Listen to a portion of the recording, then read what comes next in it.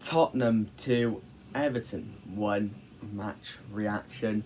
Everton finally fall to defeat after 4 games and beaten to the hands of our bogey team, Tottenham Hotspur. We always seem to lose to Tottenham, don't we? It was a very frustrating game to watch as an Everton fan. We were dominating for large parts, but similarly to the United game, we struggled to put the ball in the back of the net. This is not the first time this season that this has been a theme of a game. We've had it against Fulham, we've had it against Wolves, we've had it against United, we've had it against Spurs. Many more games where we just struggled to put the ball in the back of the net. But in those games we've been able to find it. In this Tottenham game, we were able to find it. We just couldn't get the second. There were so many chances that we're going to come to later where we've come this close to scoring and we just haven't put it over the line. Going into the game, because there's not really much to talk about, the game was a pretty dull game, apart from a couple of chances. Tottenham, we start off the better team, but Tottenham take their early chance. Ball played back past Miko, and it's whipped in. Johnson whips it in, the Welsh man, to Richarlison, the ex-Everton man, to make it 1-0.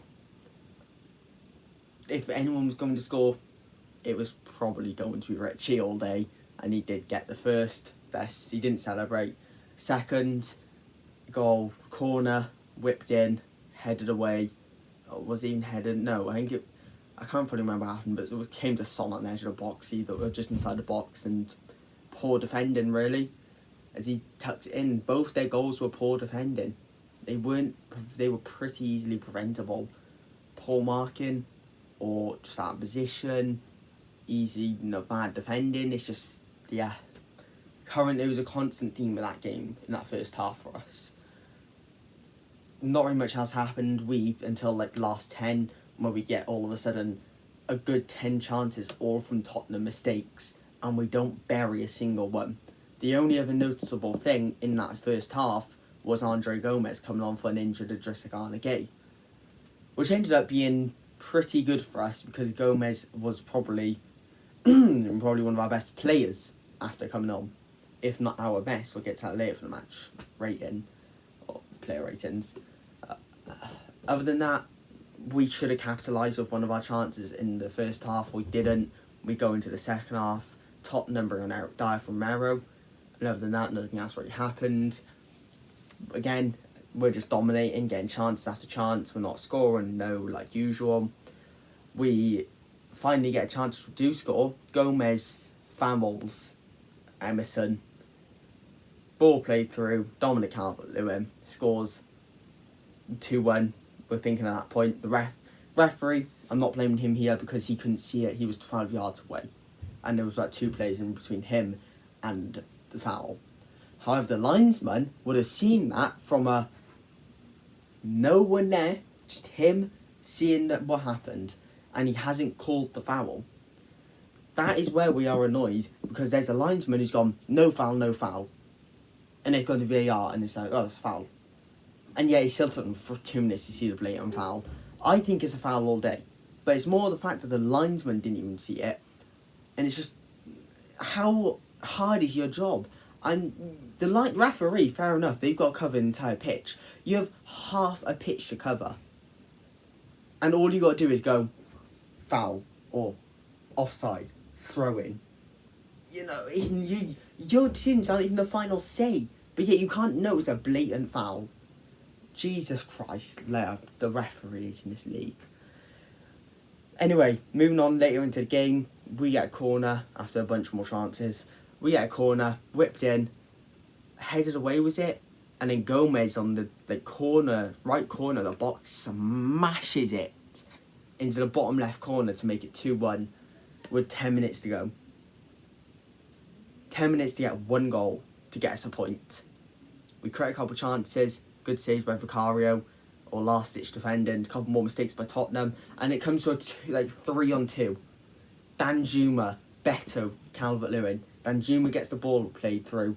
It's a 1-on-1 against the keeper, and he's not even that. So that was another chance, and he blazes over the bar. Chance I'm thinking of is a ball whipped into Danjuma from, I think it's like Patterson or someone, and he shoots on the first time, hits the crossbar, and it fucking parries off Vicario's knee halfway over the line.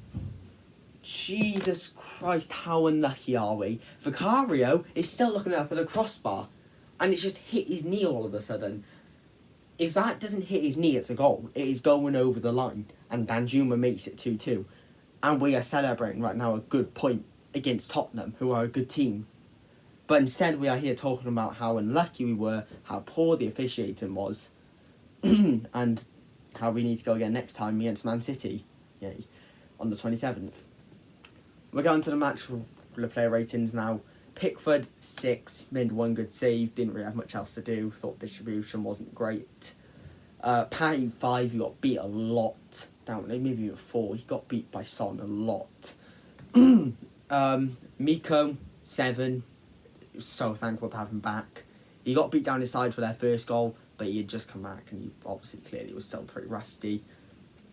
Tarkowski, 6, didn't really do much wrong. Branthwaite, 6, he got caught out for actually 5, he got caught out for their first goal but had a decent game from then on. Just Gay, 6, he went off injured after it was 2-0. Couldn't really ask much from him. Garner, 3, you know I love Garner. I thought he had a pretty poor game today. Onana, after what happened last Tuesday, he had to put in something, and he actually had a decent game. I'd give him a 6. Harrison, 4, I thought he had a really poor game. Dwighty, 5, again, pretty poor. Dom, 5, didn't do anything really. The goal he had, which was chalked off, obviously, was pretty well taken. It was actually a really good finish. Just a shame what happened in the end, being taken off him. He can't buy a goal at the moment, Dom, and he deserves a goal, but is he going to get one? It's not how the Prem works, not how football works. Gomez, man of the match for us, in my opinion. I'd give him a 9 out of 10. I think he was brilliant, Gomez. Some of his diagonal passes and some of his over the tops, his goal, everything he did seemed passionate. He seemed like he wanted to be there. And yes, he's our most expensive player. He's paid 120k a week. He better be fucking turning up. No matter what he's doing, if he's coming on, he better be putting in a world-class performance for that much. But either way, brilliant from him today. Beto, I'll give him a 6 because he didn't do anything after he came on. He didn't even get the ball. Arnie out Danjuma. I think 6, he probably should have buried 2 chances, or at least got them on target. Hit the crossbar for 1 and skied the other one over the bar. He didn't really pass enough in my opinion. He had a brilliant part of skill, but other than that, he didn't really do much. And yeah, Sean Dyche, 6 out of 10. Not even, actually, 8 out of 10. Because he set us up right. We were going forward brilliant yet again. Defensively solid. The midfield was compact. Dyche couldn't have asked for any more. Dyche can't control whether our attack want to shoot or not and want to finish their chances.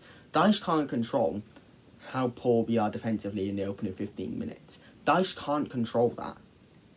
So I'm happy with the tactics. I think he set us up perfect. He made the right subs. It just didn't go our way in the end. So anyway, we go again against City. God forbid they have some injuries, please.